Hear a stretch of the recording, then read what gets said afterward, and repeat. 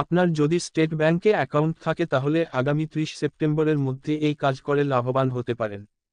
ভারতীয় state bank SBI সাধারণ নাগরিকদের জন্য এবং প্রবীণ নাগরিকদের জন্য দুইটি বিশেষ এফডি পরিকল্পনা চালু করেছিল, যেখানে বিনিয়োগ করে আপনারা সাধারণ এফডি এর তুলনায় বেশি সুদ পাবেন।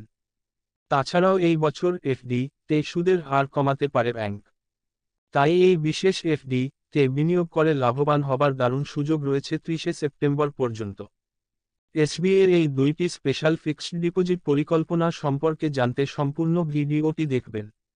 এসবিআই এর দুইটি স্পেশাল এফডি, আপনি যদি এসবিআই এর গ্রাহক হয়ে থাকেন তাহলে এর স্পেশাল এফডি তে বিনিয়োগ করে আরও বেশি লাভবান হতে পারেন।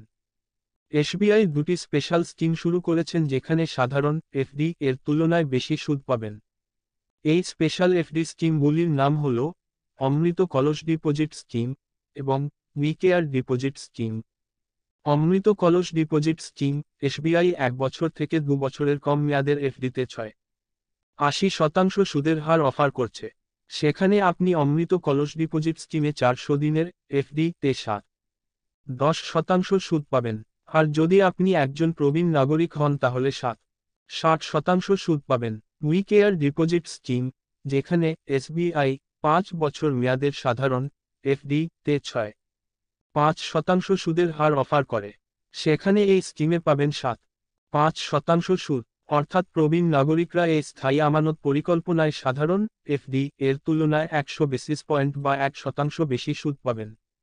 এসবিআই এই স্কিম শুধুমাত্র প্রবীণ নাগরিকদের জন্য শুরু করেছে, তাই আপনি যদি একজন প্রবীণ নাগরিক হন তবেই এখানে বিনিয়োগ করতে পারবেন।